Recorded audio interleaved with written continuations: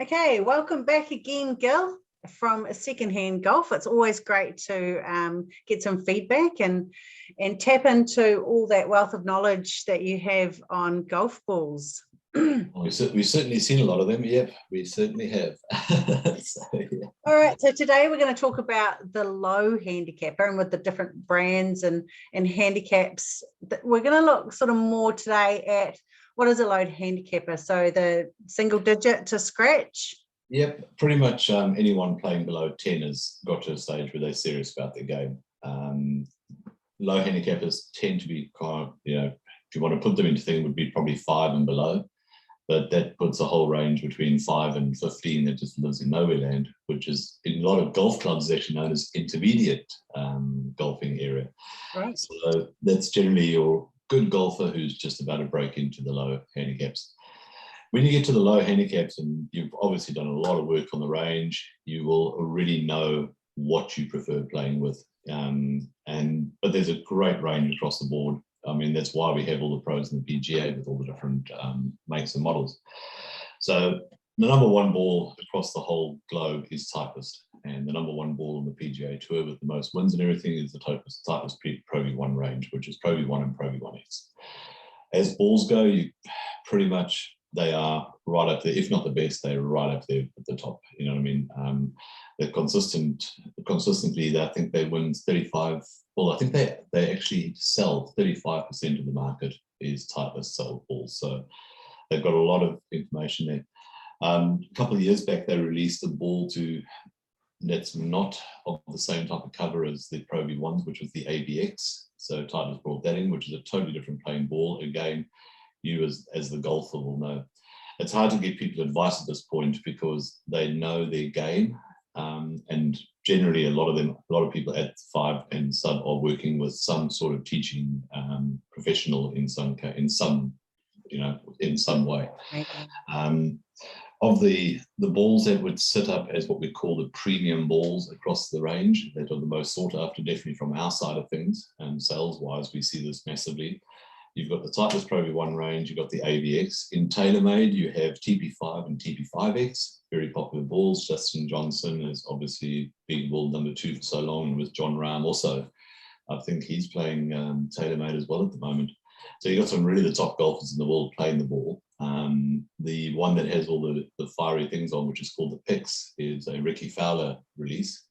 I personally find it very hard to play with them because I just feel like it's the same as the soccer balls. There's just so much going on. I like a cleaner ball. Let's just put it that way. But some people rave about it, about the way it sets up and helps with putting and etc. In the Strixon range, Z-Star would definitely be their top ball. And I say, as I said earlier on about the XV, very good ball, not a problem in the world with that. And it comes down to you need to check out your swing speeds versus your compression at this level, because some balls have got a lower compression because they go further, and some have very high compression because the swing speeds being so fast. You got some people recording swing speeds over 100 an hour. It's just massively 120, 130 swing speeds. There's some people are down to as low as 80, 70, so it's a wide range. When you get to this level, you've got to find the ball that suits you. In the Callaway range, Chrome Soft has become the predominant ball. There used to be things like the IS, the IZ, the SR range, but it seems now that everything is going across to the Chrome Soft, which is one of the triple track. Now, the triple track actually measures up with a Callaway putter, so that you can actually have these lines on where you're putting. They should line up completely, which will give you a better stroke. Yeah. So everything what's behind these inventions is to help your game. Titleist have also moved across to having 2 lines next to the Pro V1 name on the stamping. Again, it's all about helping with the alignment of your putting at the time. Yeah. Ah, interesting. I never, because you see everybody lining up their balls and. Yeah. If you get those lines, what it is basically get those lines on the line you want to putt on, and then your blade should measure up with the lines going back. Yeah. And if you keep those straight, you should start the ball on the correct line to sink it in the hole. So that's the goal behind it. Yeah. And then, of course, we have Bridgestone, which has made a huge impact in the market since Tiger joined them. The BXS in that range is very popular. We sell so many of them.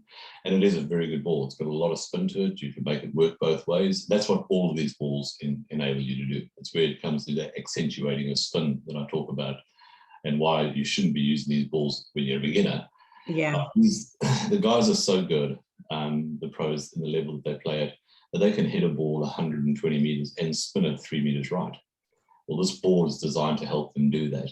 Right. So when you're planning that shot, it's great. And if you get it right and everything, and that's why you see them rip the ball, you know, they pitch it 3 meters to the left of the pin and suddenly the thing's right next, because they know there's a downslope. They know they've got to put a little bit of spin on this way. And that's the level these guys are playing at. So when someone on a 20 handicap picking up this ball and trying to hit it and get the same results will never happen, because they haven't got the grooving, they haven't got the consistency, and they certainly don't know in their stance where exactly they've got to hit it in order to get that spin. And that's what these balls can do. When you've got to that level and you understand your game, you're consistent off the tee, you're in the fairway, what these do is give you real control and accuracy towards the pin, which, as you can understand, as a beginner or a medium golfer, you just don't have that ability yet. It's going to take a lot more work and a lot more practice and a lot more faith in your swing and your coach. Yeah, and it's quite often that you sort of, I know that you've asked me, or is it, do you want, or do they want all they want, or do you think or do they want the information on the ball I think they should have? You know, that's quite often the question you ask, and that's true, because I mean, so many people go, okay, I want Pro V1X or whatever it is, but they've only just started out, or they still might be playing around a 20-30 handicap. Exactly. It's not the ball for them. It really isn't. It's other balls will help them get lower so that they can be a better golfer, have more confidence, and then they can move into that ball. And then moving into that ball you go, oh, I should have been playing with this ball my life. No, you've learned through the grooming of your swing and got yourself to a consistent swing. Now you can use the ball and its benefits. Yeah. But I would actually never play those balls. The only ball I play out of that whole lot, and I play up an 8, right, is probably the Shrixon Z-Star. It's the only ball I play out of all of those, because I'm just not good enough for the rest of them. That's the truth of it. I'm not.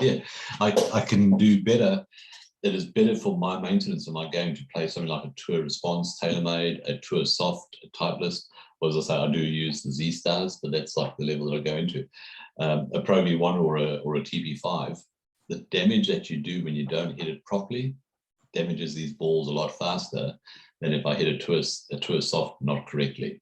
You can get indentations in the softer covers so quickly, and just a slight indentation makes a huge difference on your putt. It can actually make your putt go left or right.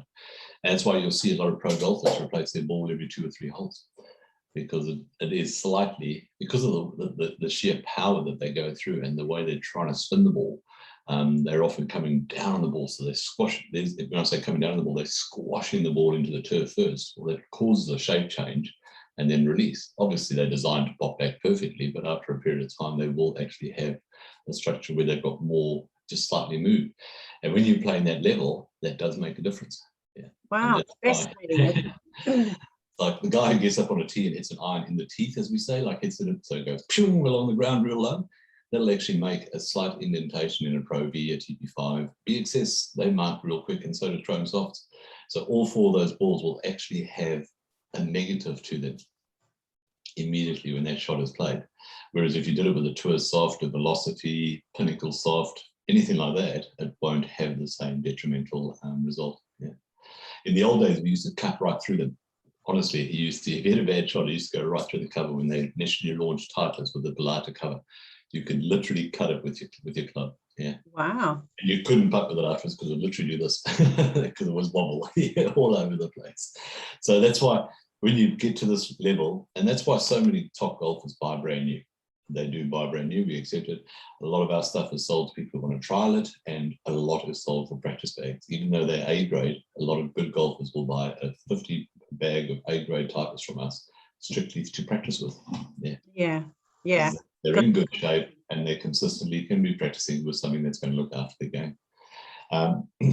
As people look through all of this, what they've got to understand is when you look at the top golfers, look at how they practice and what they practice with, and that'll give you the answers. Practice with the ball you know, practice with the ball you're playing, and your game will improve. Yeah. Wow, awesome. That's great advice, Gil. So, yeah, there's so much to comprehend, really, but fortunately I'm still at that beginner, and so I can just work my way through. You'll get there. So yeah, on the way through for the female, there is not a lot of progression in female golf balls after the initial starting area, and it's mainly because they do go across to the male ball, because their game reaches that level. Like a 5 handicap female golfer, right, who's sub 5, will clean me every single day of the week. Yeah. Because you get to 5, you've done a lot of work. So she's probably playing. She may play a TP5. She may play a Pro V1. It's not a man or a female thing. It's a ball thing. It's a total ball thing. Do you know what Lydia Ko plays? She plays PG. Is it PGM? That she's with that whole. Her clubs are actually made by the guy who invested like $1 billion into taking on the big stalwarts of golf. Oh, okay. Yeah, there's a whole story behind it. I can't remember offhand. Is it PGX? I think it is. You can check it out. It's online there. She's switched over. So her clubs and I think her ball are all there. But other than that, I would probably guess if she's not playing that, she'll be playing Titleist. Only because so many of the top females do play Titleist, Pro V1 and Pro V1X. Yeah. Okay. So, and then, as I say, it's got nothing to do with sex, your sex or anything at that point. It's just strictly about your game and what's working for you. Yeah. What are you trying to get out of it? Exactly, yeah.